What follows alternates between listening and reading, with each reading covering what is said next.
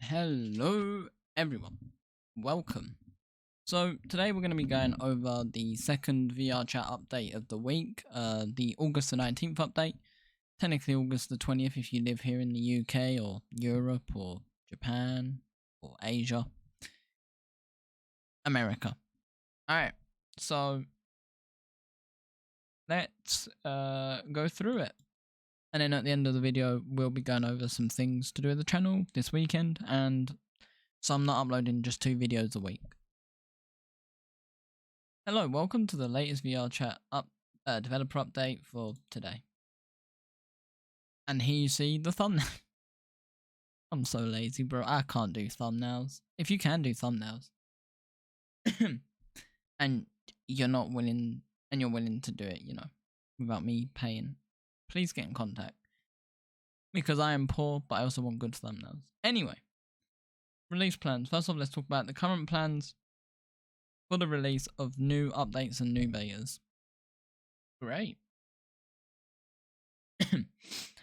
Over the past week, we've been aiming to get live beta out so that we could release live first thing next week. Unfortunately, we ran into some issues with the live beta candidate. This isn't a release candidate. We'll look into updating the part 3 branch early next week and follow that up with a release as soon as we can after that. Here's changes for the build 1.225 for the VRChat live beta. If you're planning on using the beta, please make sure you read these. I will. There's always an important note that they probably won't affect you, but we wanted to tell you anyway. Important, please read. If you go to a SDK2 world with static portals that disable the portal marker, you will encounter extreme lag that will eventually crash VRChat. If you must go to one of these worlds, revert back to live. However, these worlds are pretty damn rare nowadays, aside from the VRChat hub. Wait, the hub is SDK2? We were only able to find a handful of worlds this affects: the VRChat hub, Murder 2, and Whale Household. Apparently. But more probably exist. Don't go to these worlds if you're using beta. You've been warned. They don't want us to go to their own world? What? I mean, I don't go to the VRChat hub anyway. I don't think it's all that, but yeah. Feature work. Chatbox safety design. We've got a lot of feedback regarding the chatbox, primarily around its default display setting, so we spent a lot of time this week iterating on the design. Let's start off with something very important. This design is not final. We may change this completely and or change the default setting before we release it. But we wanted you to get some insight into the process of what we're thinking. That's good. At least I've been like, yeah, this is probably good. Yeah, it sounds like this is it's probably going to change. So just bear with us, which is okay. Right now, including live beta, the chat box shows only to your friends by default. This can make it very hard for people to communicate with others that aren't friends, since you have to learn to change the chat box to everyone. This is further complicated by the fact that you don't have discrete per user settings for the chat box. So we return back to the original design for chat box permissions using the safety system. I mean, yeah, that makes sense. This new design adds the chat box as its own discrete safety category right next to voice. If we bring it in line with voice settings, all safety modes will have the chat box displayed and on by default for all other users. We're not quite sure setting those defaults are the right decision and direction we want to go, but we are discussing this internally, weighing our options. We're definitely considering all the feedback you've given us regarding this. Just like with voice, using custom safety, you can turn on chatbox for certain trust ranks. For example, you could turn off chatbox for all users except your friends and trusted users again. By default, chatbox will be on for everyone, just like voice.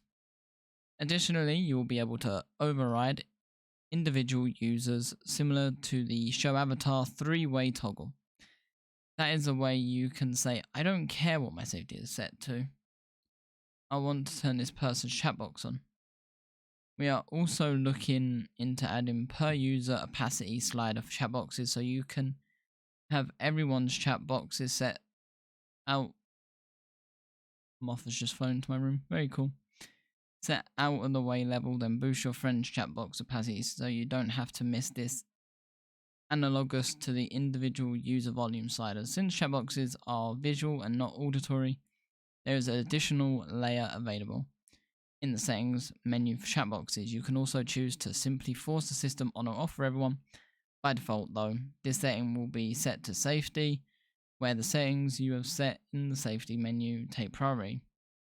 When your global settings have chat boxes on or off, overriding safety, the safety menu will show an indicator showing that you have overridden the system to force it on or off.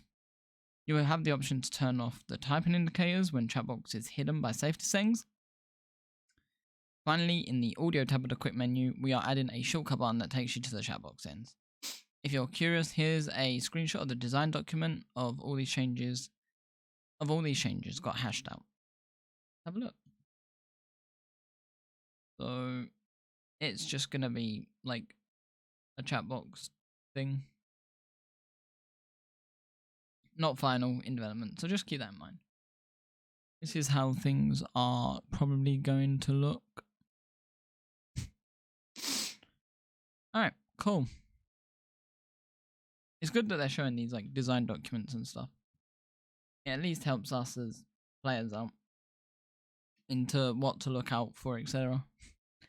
No matter how this design or the defaults end up, we have to wait on the main menu's release. That's because this change relies on the new safety menu. Hey yo. Chatbox emoji. As an aside, we've also fixed the weird looking emoji we had incomplete example emoji set present.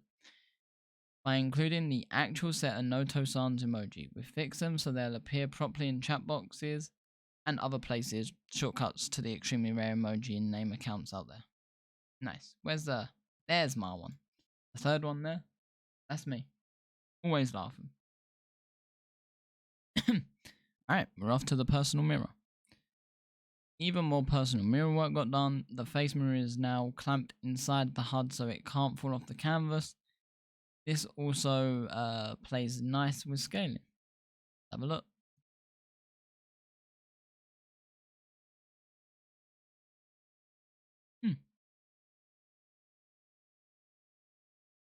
Cool. We've also added a head tracked mode for the personal mirror. It took some work, but it works great with both pickup and immersive moment modes.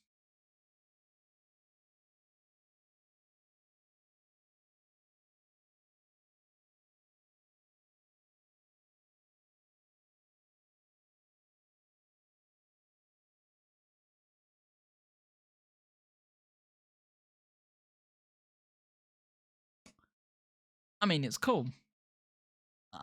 If you're going to use that, put it down there because I think that'd get annoying after a while.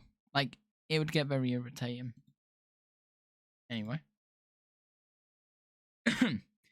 We also added a new face mirror scaling icon, added haptic feedback on mirror hover and grabbing / dropping, and fixed some bugs with the mirror grabbing. We're also aware some users' shaders have issues in personal mirror. We're looking into the best way to handle these cases. These changes are either in the P3 beta or will be included in the upcoming releases of either another beta or whatever, I'd assume. Oh god, the avatar haptics that are still broken, but it's fine. We're working on a system that will make your controller haptics give feedback when you touch avatars. For clarity, this system works using high performance way to render meshes for detection without using a camera setup. This means that no special bones or avatar setup is needed, as it simply works out the box. Here's how haptic options look in the menu as of now. So it'll just be like your UI haptics, etc. Very cool. It's still getting iterated on, but getting close to the point where we're okay with throwing it into a live beta. I wonder what was giving them issues to like dropping a beta next week though. Do you ever wonder? Like, do you ever wonder, you know, what's causing things? I always wonder that. Earmuff improvements. We've got a few adjustments and improvements to how earmuffs work on the way. First off, we're changing the slider snapping from 0.5 to 0.25. So you can get decently precise even with snapping on. Next, we've added a shortcut similar to the photo tab where double clicking the auto tab will toggle earmuffs on or off. We changed the earmuffs visual aid aside, it's hide in the UI. That doesn't appear in cameras when your UI mask is toggled. I don't know what's going on there.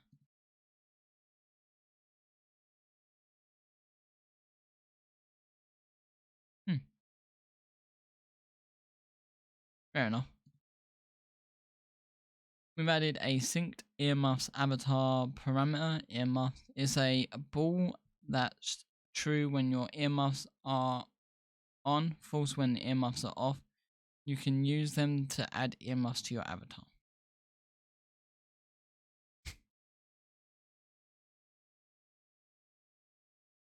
Wait, they've modeled actual earmuffs.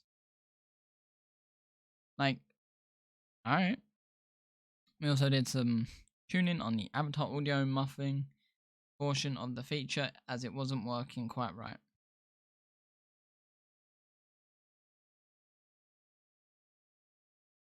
Sorry about that. These videos always end up being late for me because they always release them so late. Portal placement.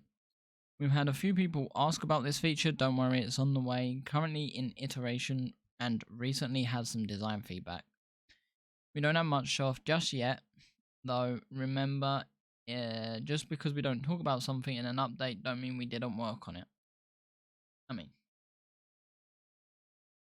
just talk about things that need prioritizing, right? And then maybe add like a little section, just like the drop down menu where so this is how I think these updates could be better. Just while he's saying if they don't mention it. What they could do is if there's things that they haven't mentioned but they mentioned in a previous update, they could just do a drop down and just let us know that what's being worked on. How if something's closed, they just say it's closed, and then they don't really need to have like a long ass blog post. Oh no, that's just me.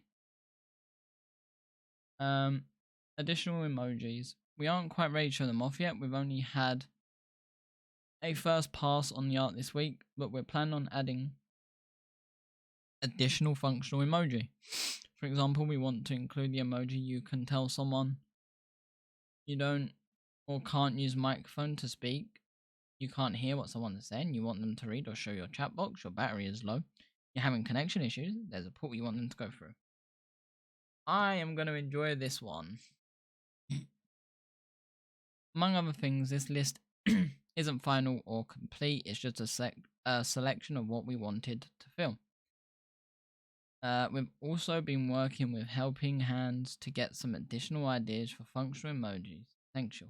Hey, if you haven't watched the documentary, I can't remember what it's called right now, but the VR documentary that's on HBO, I'm going to release a review on it. I think it needs to be spoke about. So, yeah. But Helping Hands appear a fair bit. So it's good to see that, you know, they're at least helping with the game. And, you know, Helping Hands has done a fair bit for VRChat in like the last year and 2 years by publicizing, especially with the documentary and now helping with this. So it's good to see that at least that community of people are doing a lot. Okay. Hi creators, this one's for you. Here's some updates that are more related to creator tools for VRChat like the SDK, the VRChat Creator Companion, Client Sim, Udon, Sharp, and more. Client Sim updates. A few Client Sim updates got fixed. First off, we fixed PS5 controllers so they work, allow movement around in the editor. Next, we fixed some controller issues by addressing controller drift.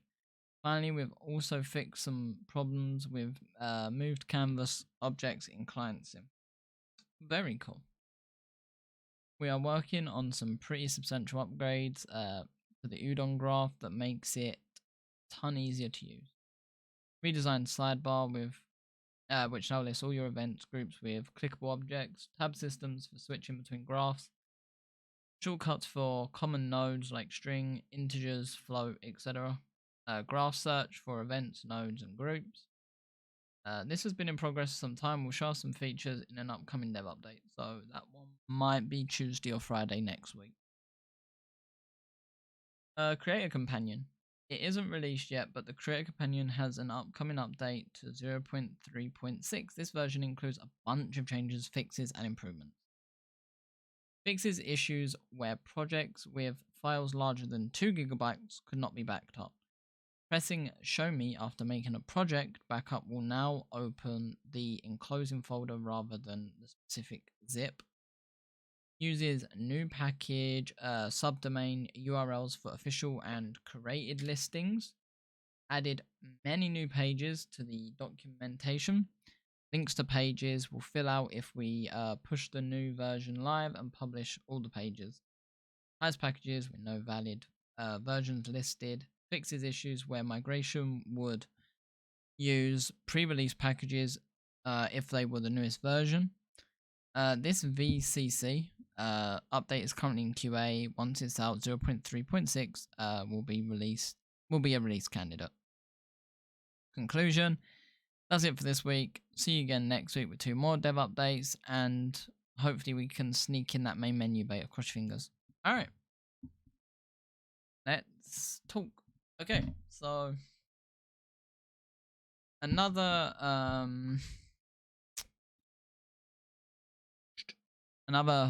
packed update. It's good to see them using communities like Helping Hands. As I said, Helping Hands has a lot of deaf or mute community there, so there's finally been like something for them. Obviously a lot of fun stuff being added, the haptics, which I don't know if I'm gonna like and stuff, but yeah. Obviously the creator stuff, so if you're a creator, you're mentioned as well, and it's just a lot of positive things being added. If there's anything you wish was mentioned, comment below and we can discuss it.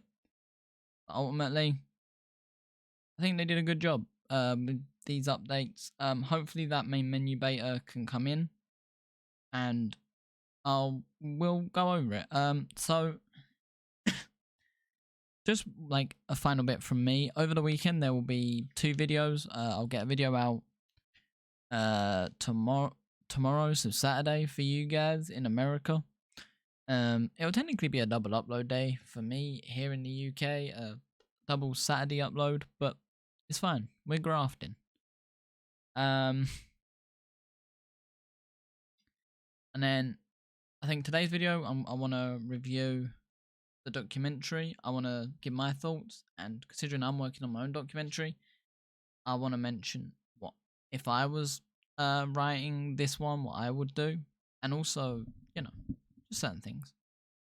And then Sunday's video will be me reviewing the VRChat market. It's a bunch of great worlds. If you're on PC VR, go check them out. I haven't gone through them all. I've gone through one, and I was having a great time. I went with a friend, and it was just a good laugh. So, yeah. I think that's it for today's video. 20-minute video. These videos are long, so I'm sorry. And if you do make it to the end, thank you. If you subscribe, thank you. And I will catch you in the next one. There'll be more VR content coming, and I think Sunday will be a double upload day because I want to do another channel talk video. Anyway, guys, it's been Brett or Liam, and I'm out. Later.